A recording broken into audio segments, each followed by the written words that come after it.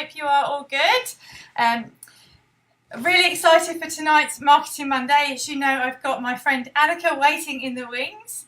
We are all ready to help go through some great time management tips, and I'm just going to mute my phone. So as we're going through, as always, please add your comments. Even if you're watching on the replay, please add comments and we will come back and answer any questions that we can. Can everybody hear me okay? Are we all good? Okay, I'm going to invite Annika on now. You can say hello to Annika, and Annika will give us a bit of an introduction as to what Annika does. So most of you may know that I met Annika back in 2018 in the summer, and we did a time management course, and I learned lots of really great things. So over to you, Annika. Please introduce yourself.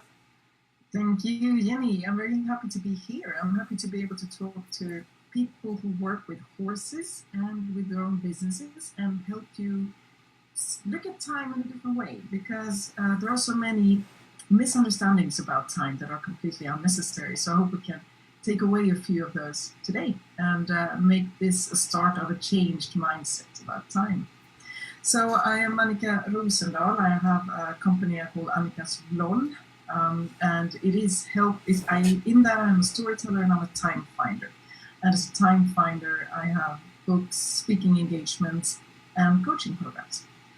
So if I start with this particular meeting today to ask you if you think that you who are here, do you think you have more time than those who have chosen not to be here? Is it so that you have an extra half-hour-long Monday compared to others?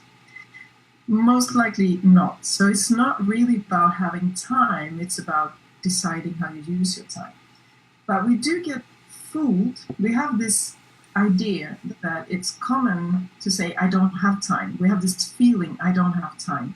And so many people around us say that they don't have time. So we easily get into this actually helpless feeling that time is just not enough, which is a bit strange, because actually time is all we really have.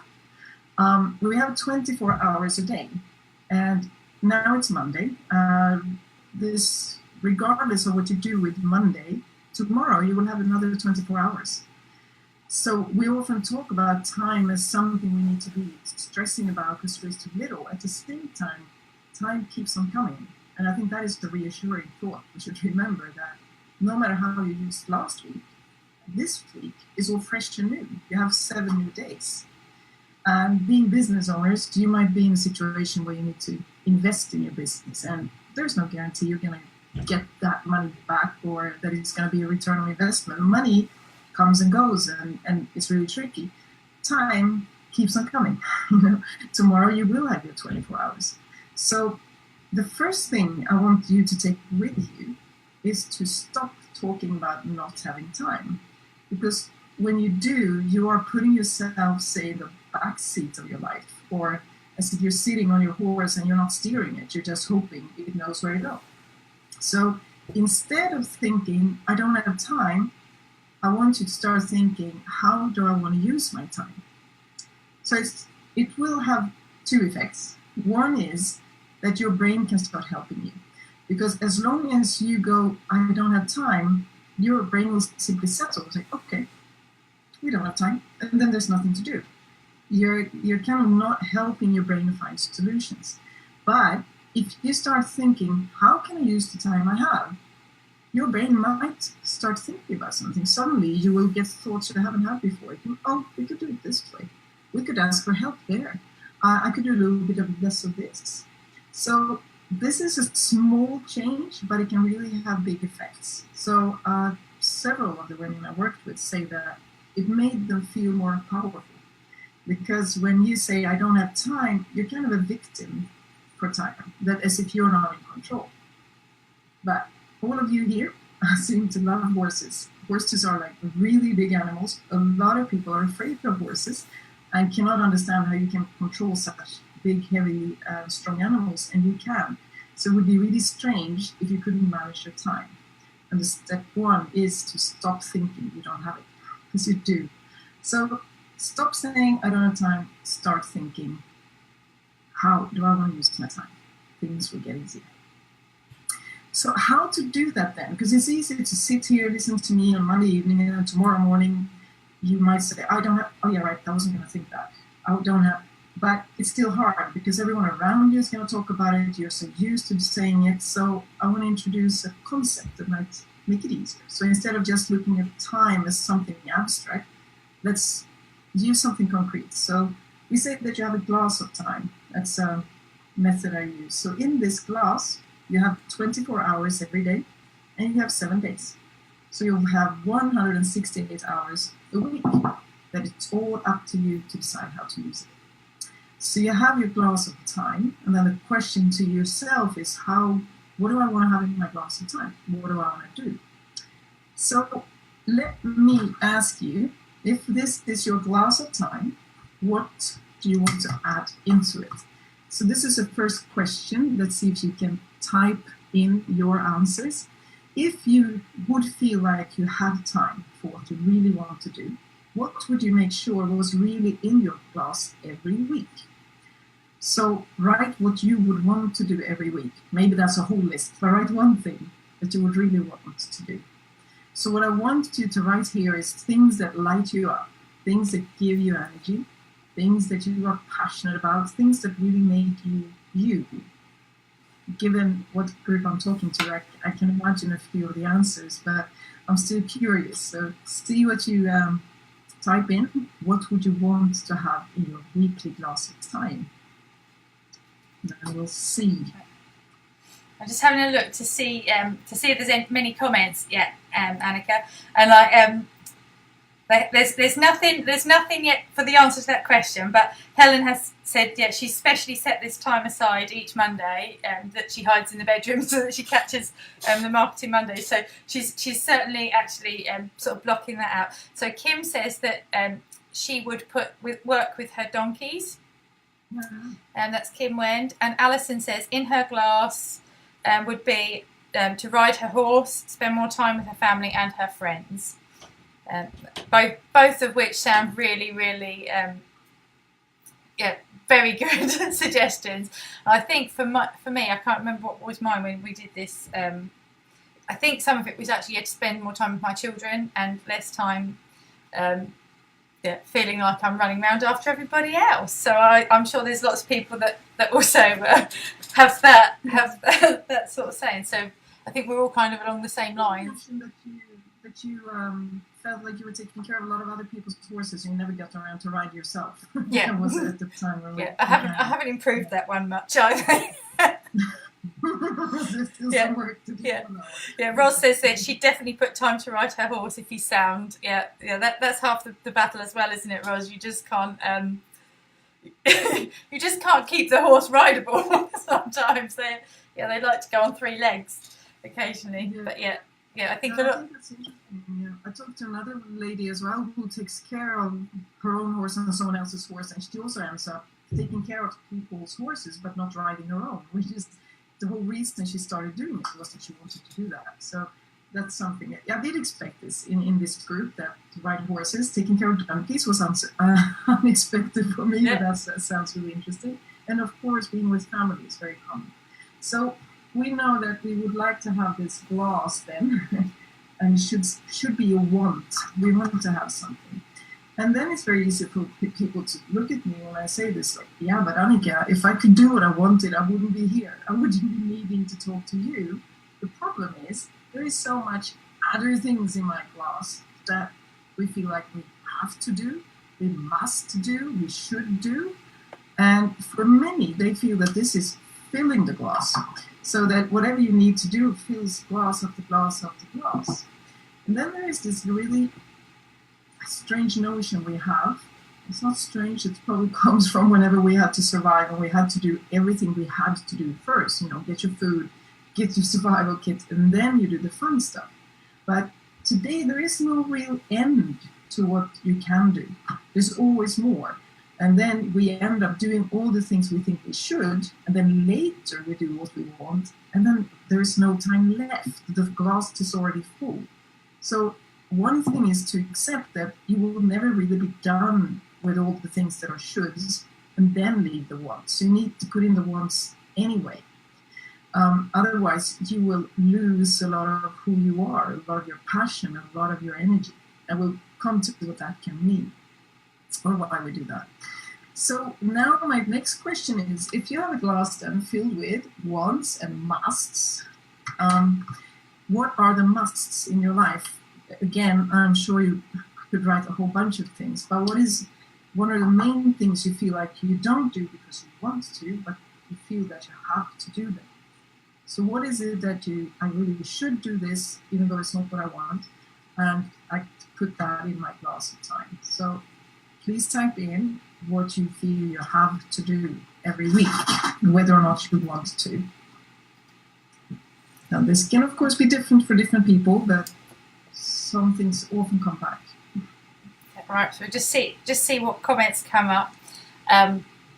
I just think, again, this was something that I really struggled with because there was so much I wanted to do, and I think, sometimes you have to really look at it and actually go, do I really want to do that? So Kim says clean house and cook is something that that she wants to do, which is fair enough. Alison says the must list is so long. Work, earn money, and I think there's quite a lot of pressure, and I felt that my musts used to put a lot of guilt on me, and even if I physically wasn't able to do them, because I've got this whole long list of musts, it was almost like it's weight on top of my shoulders going, you've got to do all this stuff and you can't do it and you're rubbish because you can't do it, and I just felt totally overwhelmed. So I'm sure that there's other people in the group that also has that have that sort of feeling when it comes to all the musts. So Roz is earn enough to pay the bills. That's an absolute must. I think on mine I've got got to look after the children. I've got to go and see friends and family, and it was just horrendous. So Kim says I hate cleaning the house and cook. Helen says she has to sit and do a task to get her blog and other business working, and I think even with our businesses we have this whole long list of musts, don't we? And that can be quite a tricky thing to manage, and that's where I come in with a lot of stuff that I do for other people, because I can outsource some of that musts. So those are the comments that we've had so far. So to do the blog, to get earning money, to cleaning, cooking, all those. And I think a lot of this, just like you said, Jenni, is one of the things to struggle with. So when I work with people who want to find time, the first thing is to get the realization that you have time, and not just theoretically. Everyone knows that we have 168 hours, but to really understand that you have time and that you decide how to use it. That's one big thing to really grasp. And the other one is exactly what you talked about. We think we have to do things, but there really aren't any musts.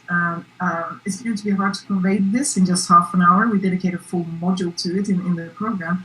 But if we think about it, a lot of the things we do out of habit, out of this perception that if I don't do it, I will not be a good mother, or I will not be making enough money, or I will not be good enough. But if you think about it, there are usually other ways to achieve it. Like you say, you can outsource some things, you can involve others. And this is, I think in general, we do way too little, ask for help. I have an example of one Irish lady I worked with. She had 4 children, and she spent, I can't remember now, she said 20 or 40 hours a week with taking care of everything at home. So she had a full-time job, and then she had a full-time job at home with 4 kids, and cooking and cleaning and doing everything. And it was not really in her budget to have a cleaning lady or someone coming to help. But I just asked, what if some of the others in the family help out? Because what happens if we do everything on our own, if we always take care of the cleaning, we always take care of the cooking, there is a risk that those around us don't appreciate it. And we might feel resentful for, don't they even see what I do? But if they've never done it themselves, they might not appreciate it. So she started with the small things with her 4 children, that they bring their own clothes to the laundry basket, or they take care of something small. And with 4 kids, suddenly that became, she said now she said a quarter of the time that she spends on it now. And it wasn't even a big burden on the others. Because we tend to think that if I don't do it, someone else has to do it, and then it's better that I do it. Why should I put all this pressure on them? But maybe it's not even pressure. That's something that's really important to think about. That what you think is a must, and what you might really not like doing, like me, I really don't like cooking. But then my husband thinks cooking is fine, as long as I do the dishes. And then as long as you figure these things out, it can be much easier. So also these musts are not musts. You may feel like they need to be done, but do they need to be done by you? And what you mentioned, Jenni, was that you can feel bad. I should be able to do all of this. And I had specifically a man saying after one of my speaking engagements, he felt that men have that more, in the sense that they feel that they should all be able to be mechanics. They should all be able to fix engines. They should all be able to do carpentry at home. They should all be able to do this and that. And if they can't, they wouldn't feel like a man. Right? But he said he had reached a stage of his life where he said, now I realize it's not about what I can and cannot do, it's what I want to do. So I can do this veranda thing. I can put up paper, but maybe I don't want to. Maybe I'd rather buy it. So I think this is also things to start to get used to. Does it have to be you? Can someone else do some of this work? Can you pay money for it? Or can you exchange services with someone else? So it's something to challenge your brain a bit. The musts, if you think they are musts, and realize that they're choices, and can someone else do it? And this asking for help, and it's good to realize that when we do, it's easy to make new friends. It may sound silly, but I noticed that it is. If you start actually asking for help and helping, you create a new bond with someone who otherwise might just be a very short and quick hi and goodbye, and you know that neighbor, but not much more. But if you start helping each other, you create a completely different relationship, which in itself can be a good thank you. So the must is actually a big thing, but start thinking about it. The other thing that is usually in our classes, and I know this is painful for people when they feel, Annika, there's no space for anyone. There's so much I have to do, and I'm busy from the moment I wake up until I stumble into bed. And yet, then I ask, okay, what happens after you took care of all your work, you took care of all your children, you took care of, say, the housework? Then sometimes, I just need to sit down. I'll just, pick up my phone, check what's, some notifications on Facebook, and woof, an hour is gone. Or you might sit down and check out news, because of course you should check out the news, or maybe it's a horse program in your case, and you feel that that's okay, I can sit down and watch that on the telly. And then again, 2 hours later, you might still be sitting there. You will have wasted time, even though it doesn't, and then you talked about the guilt before, Jenni. The guilt comes, which reduces your energy even more. There are others who feel that no, I don't waste time. Really do not. I do not watch Facebook. I don't even have a television. I just don't do that kind of thing. But you might be wasting time being busy, doing things, just going through the motions, but not really doing things that matter, that make a difference, say, in your business. You might be cleaning out your mails instead of taking on this new task that you need to do to really grow. You might be picking up your kids and being at home and cleaning with them, but not interacting with them, not really being present with them, not really being the kind of parent you might want to be. That's also kind of waste. So we have waste in our classes, and this is one of the things that I know that it kind of hurts when I mention it, but most people have some kind of waste. Very few feel that, yes, I am using the time optimally the way I am. So we will have want, must, and waste in our classes. Why do we have the waste?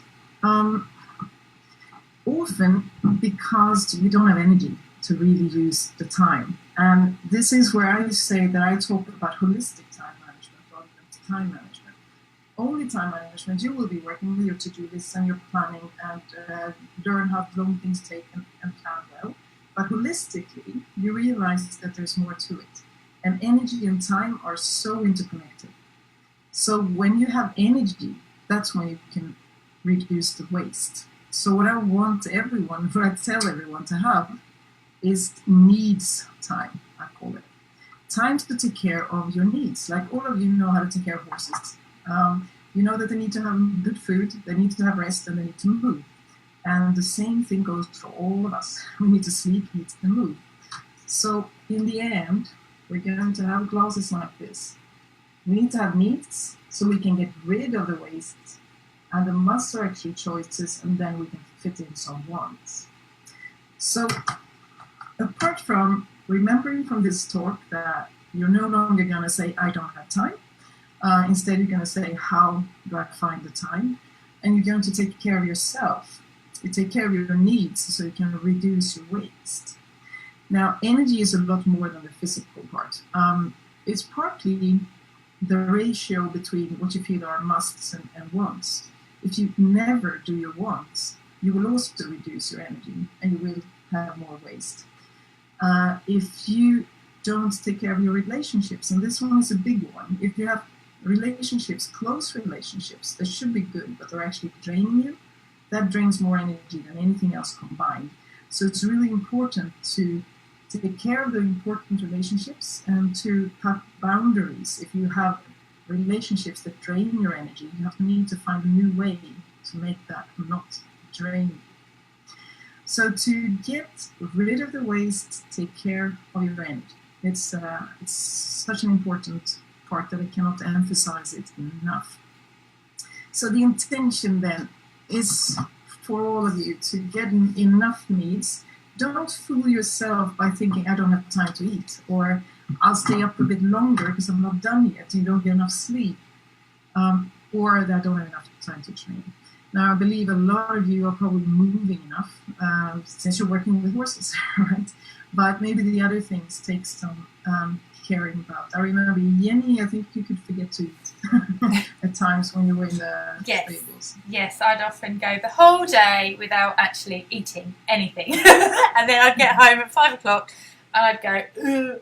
And this is something that I had to work on because I've actually got chronic fatigue. I've got a medical diagnosis of chronic fatigue, and my tiredness is so bad that I give all my energy. And you probably know I'm a very energetic person. I do a lot, but when I'm serving, I will serve with every part of me that I've got. So whether I'm helping, I will give my all, and then I'll go and crash in the corner. And because I'm not taking enough care, and so it's something that I really had to work with, especially doing what I do. I tend to work late at night. I tend to get up early in the morning, and so I really had to work on my needs, and so they go in first now before I do everything. Yeah, and I remember because our very first talk, I heard your energy. But you told me also that it comes and goes. That you can be all perky and lively, and then there's nothing. But of course, what we see of you is the lively one. You don't go on Facebook Live when it's enough is enough. No. The energy part is super important. So that one, I think you should all care for. So, Jenni, I wonder if we should take the wrap-up power picture. Yep. And we could talk about it, and then all of you who are listening, you can think about specific questions you might have that we can take as well, of course. Okay, so the slide is up now. Right, so remember the one on the top, the first thing that if the only thing you remember is this, that's going to be good enough. Stop saying, I don't have time. Stop fooling yourself. Take charge and say instead, or think instead, how do I want to use my time? And this, I have had women who say there's change. Just this small change has made them feel more powerful, that they are no longer victims. I am the master of my time. I decide how I use it. So help your brain find solutions by asking it a question instead of giving it a faulty statement. The faulty statement, I don't have time. You do have time. It may be limited, but you do have time. So stop saying I don't have time, start thinking, how do I use my time? And to make it easier for you, think about the glass method. I have this glass, I have 168 hours, how do I use it? And then remember that when you introduce waste, whether or not it's obvious waste, that you're scrolling away time or watching TV more than you want, then it's because you don't have energy.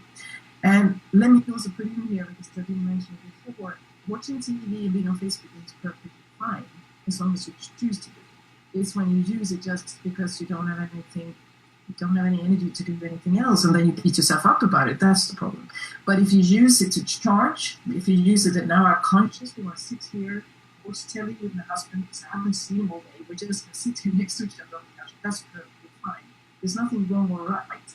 It's more that make sure you choose it, not that it's just happening to you. So to reduce the waste, take care of you. Make sure you sleep, eat, and move, just like you take care of your horses. Maybe you can even think about it like, okay, for you it's completely normal to make sure that your horses get good food, most likely, that they get enough rest and that they get to move. And just remember, whenever you do that, I should do the same with me. You should take care of yourself as well as you do your horses, and you'll probably be fine. And these so-called musts, do question them. I think about what happens if I don't. And I know in some cases it becomes absurd consequences. I had one lady I've worked with who said that, well, if I don't clean the house, it'll be a mess and I won't find anything. And then after a while she said, actually, I want to clean the house. You know? So sometimes maybe the musts that you have, that you actually want to do them, but you've been thinking about them as musts. So do think about them, the consequences. What if I don't do it? Or what if I do a little less? Or what if I get help from someone else to do that and I can do this instead? Or can I pay for it and get more time? So do question your musts. Realize that they are choices and that you can make another choice. So we want to get rid of this waste. And when I talk about must, I've written there,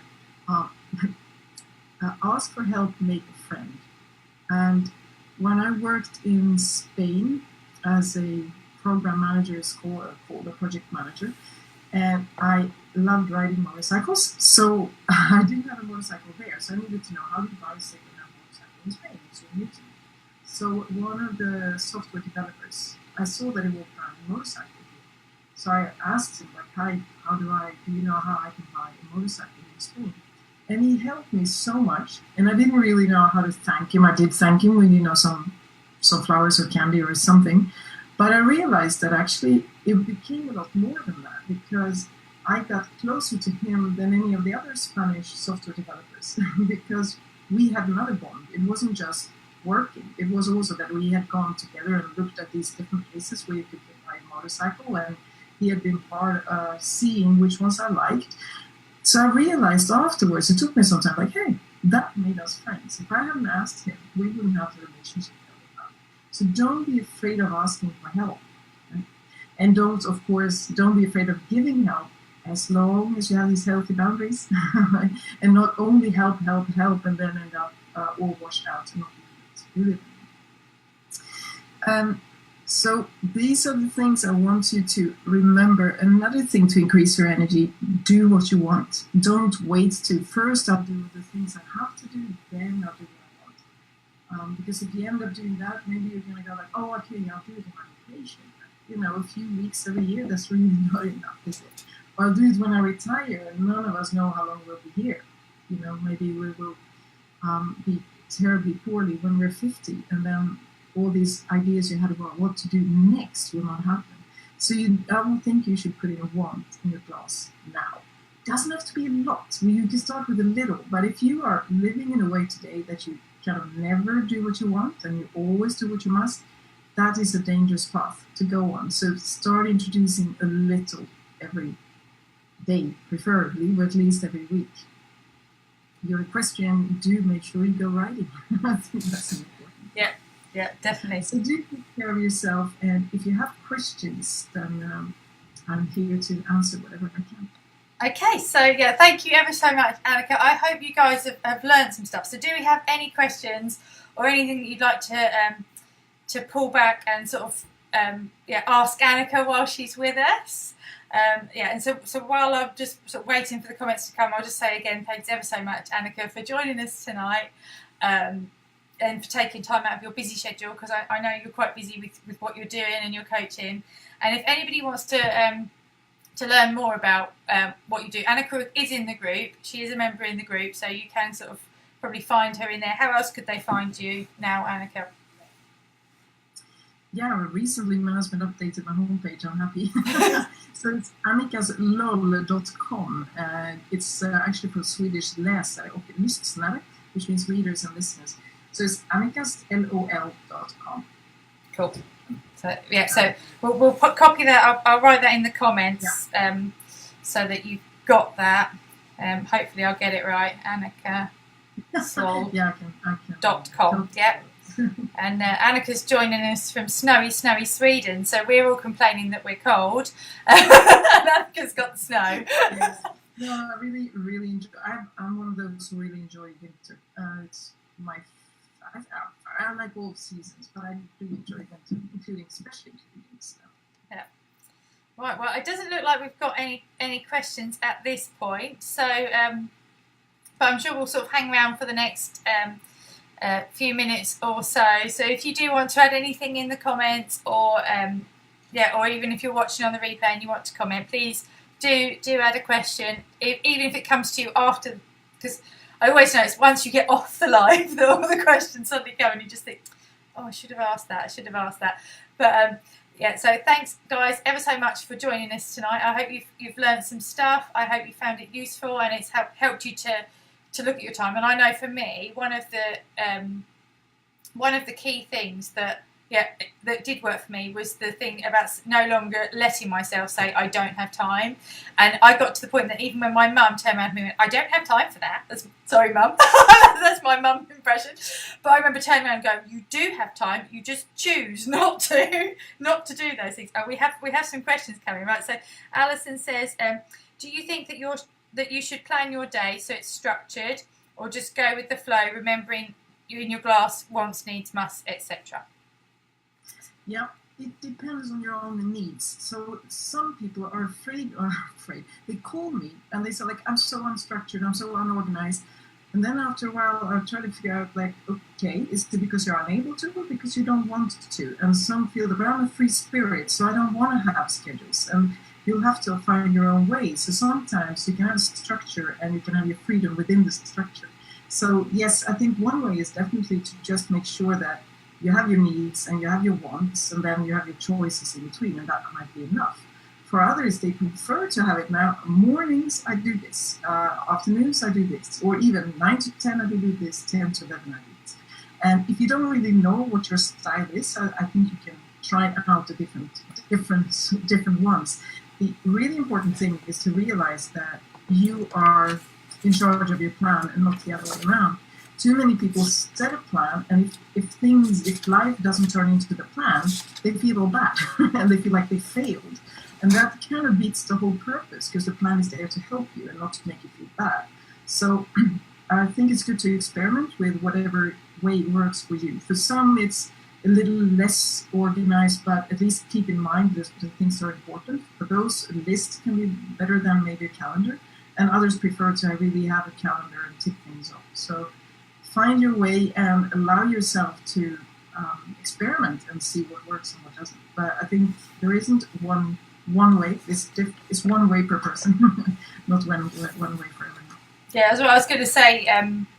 When it comes to sort of my time management, I know that my day is lost in that first hour or two that I get up, and I used to have to start work at 8 o'clock when I worked for the school. And I know with many equestrian businesses, we have to start a lot earlier. So we tend to get up and start the day on a roll and a rush, and we've got to get the horses done, and we've got to do all this before we get there. And I'd get to work absolutely exhausted. So now one of my key things when I'm planning my time is to make sure I've got a good 2-hour block so I can get up slowly and I can start my day off in the right way. And then it doesn't matter what I have blocked out for the day. I feel in control from the minute go, and that's been a really sort of big eye-opener for me. So Roz says thank you for giving her lots to think about.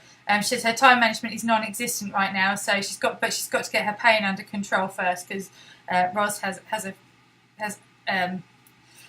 you've had a real rough ride of it, haven't you, Ros? These last couple of years. So, but yeah, I think some of it as well. When you feel a bit more in control, it does help with some pain. That's a strange sort of feeling, but by caring for your needs, I think it improves your pain. I don't know if you'd agree with that. Yeah, I think that's when I came up with it. But when I started really focusing on the needs, was that when I heard about a teenager who was depressed and who wouldn't go out, wouldn't go to school, wouldn't eat, wouldn't do anything, and the psychologist who told her that all you need to do is to sleep, eat, and move. Everything else is bonus. And we really feel down and out, forget the pressures of I should do this, I should do that. All you need to do is sleep, eat, move. And then you can move on. But you need to first take care of you. Otherwise, you're just prolonging the time until you're back on the horse again. So definitely we need to be kind to ourselves, because we are, again, it would be fooling ourselves if we try to do more than we are ready for. It's important to be where you are. Yeah. Definitely. And Kim says one of her mentors says, don't say I don't have time, instead say I choose not to have time for X. It's a powerful reframing. Yeah, it really is. And if you take away nothing from this, it's quite an eye-opener to see how many times you think, I haven't got time. And I used to say that quite a lot. Even subconsciously I'd say that, and that does have a real sort of mental powerful effect on the way that we get stuff done, I think. So Ross says, hopefully she'll get there. She has to make more time for exercise to keep her feeling well. Absolutely, yeah. So in my first 2-hour block, I always do a yoga session, be it for 10 minutes or half an hour, whatever. I make sure that's part of it, because it gets my moving going, and I know that really helps with all the problems that I have. So do we have any other questions? Any other questions before we head off? I can't see any yet. While we wait for a possible last question, I can also add about how to structure a plan. What I think is really useful, if you don't know how else to plan, to make sure that you know your top 3 every day. What are the top 3 things I'm going to do? Because we very easily end up with I have to do these 15 things, and then if we do 10, we feel bad because we're 5 that weren't done. But if you really concentrate on the top 3, this, and this, and make them big and important enough, you will have a guidance throughout the day. So I applied my top 3 plus other kind of planning. But top 3 is really what I want to do, and then I know that the other things can move around.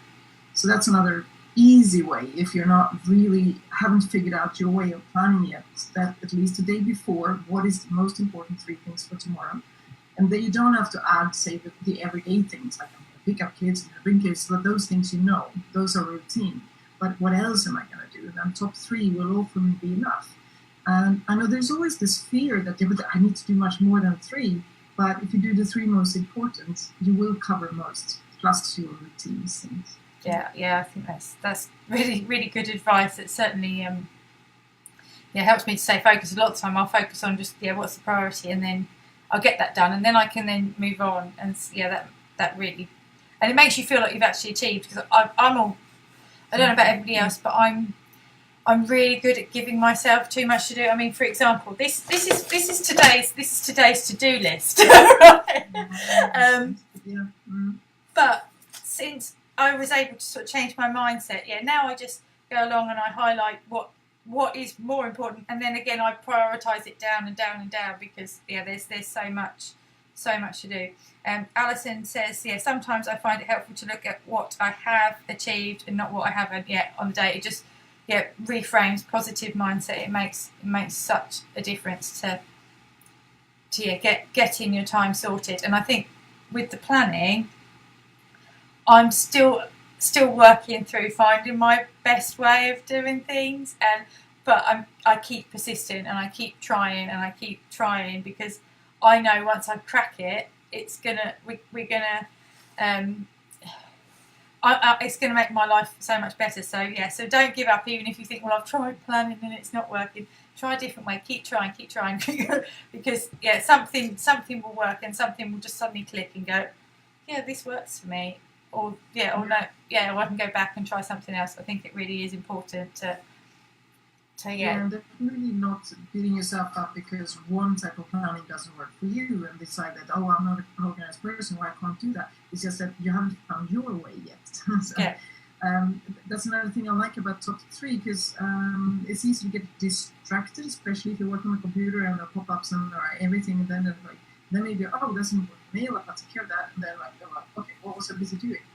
Okay, I got my top 3, this is important. So to quickly come back, it's okay to be distracted, but not if you lose track completely after, oh, I was doing that. So quickly switch back and forth if you get distracted. And I get distracted. Like, I have the worst shiny object syndrome. My piano teacher used to tell me I'd got a butterfly brain because I'd be playing along and then suddenly it'd be like, I was gone. And so to get that focus, I think it's quite important to really to know exactly what you're doing and help you to stay on track, really. Yeah, then you can flutter away to another flower as long as you know it's these 3 big flowers I'm going to work on today.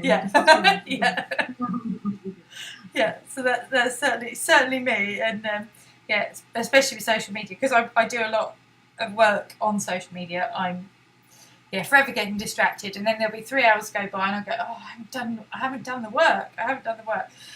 So that's why I have to schedule everything purposely, so that I check in the morning, and then I turn it off, and then I try and check in maybe at lunchtime, because I often come away from the desk and go and sit in the lounge, and then I might check it, but then again I turn it off and I come back to work, and then I check again in the evening. So if you ever see me checking on Facebook between those hours, please tell me off, because that means Jenny is distracted. So Kim says she can totally relate. Thank you. I'm glad I'm not the only one. Yeah. And the same thing goes for mail. I turn off all the notifications on mail, and then I consciously, when I get to work, it's my top 3 that I start with. I don't dive into mail. One of my mentors once told me that mail is a great way of making unimportant things seem important. So if the first thing you do is just react to what someone else has sent to you, or someone else asks you to do, you are no longer in control. So I'm going back to be in control. You decide on how you spend your day, and then you can check the mail. Not assuming that is more important than what you had already planned. So I definitely take off a lot. I'm not so fond of notifications. I turn off a lot. And here again, everyone has to find their own. But in some, like WhatsApp, I want to have on, because that could be my husband and it's something important. So that one goes ping. So everyone finds their own way. What is distractions? What is good to know? Have you decided to look at it, or are you just reacting to something happening? I think that's really key, because we live in a world now where everything is fighting for our attention constantly, and that doesn't help us with our time at all. So I have it all switched off on my phone too, and I keep getting cross because I don't know what's going on, but they keep coming back, and I even have calendar notifications switched off, and they keep coming back. And I don't want, when I'm working, I don't want it flashing up on my computer. And again, I try to do the most important thing first. This is another thing that I do, is when I've got my list, I think, well, what's the most important? Because I know that I procrastinate on whatever it is, and I'll put it off. So the first thing I do when I sit at my desk at 8 o'clock is I go, right, what's my most important? And I do that one first, and then I work back, and then I check my mail and respond to everybody and do all the calls and all the other stuff in the afternoon when I don't need the energy and the concentration. So Anne says that she's got an app on her laptop that hides the Facebook news feed. Yeah, there is one actually. I have got it. She says, and I don't know why I don't use it. I think I have actually got it. I'm just looking to see. There is something called Focus Me, right? And the Focus Me, it does the one that I use, and it's a Chrome app, and you can put like a break time in, and it does the 25-minute timer, and then it blocks everything. But again, with a lot of people that are working sort of outside, those sort of 25-minute timers and break times are not always practical. But I think that does help to keep me certainly off Facebook. If anybody needs to know that link. Right, so we have been on for 45 minutes. We've had quite a long evening already. So as always, do keep your comments coming. Thank you all so much for joining us tonight. It's been absolutely amazing, and it's so good of you to give up your time as well to come in and to engage with us and to do this, because without you guys watching, there'd be no point in me doing it, because I don't like talking to crickets. But yeah, so it's been a nice evening. We've answered some great questions, and so thank you all for joining us, and big thank you to Annika for sharing her insights and expertise, and I really, really hope that you've got some good takeaways that you can take away from this, and it will hopefully get your mind sort of working on. So Alison says thank you. It's been really, really helpful, and and I know it's been a good recap and refresher for me, because Annika knows I had to go through her course twice because I was just the worst. But it's been really helpful. Kim says thank you as well, Annika.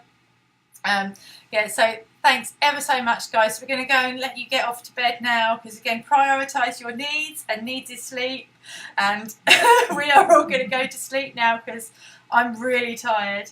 I had a photo shoot today, so we were rushing around doing the photo shoot, and then I had my mum turn up, and then I had somebody else turn, and then I was trying to do work in between, and then I had five calls to make to people that wanted sort of discovery calls and all sorts. So we were all ready to crash. But it's been a great night. Lila says thanks as well, and so do watch the replay if you've missed any, and thank you ever so much, Annika. So I'm going to stop the stream now, and we hope to see you all very, very, very, very, very soon. So take care.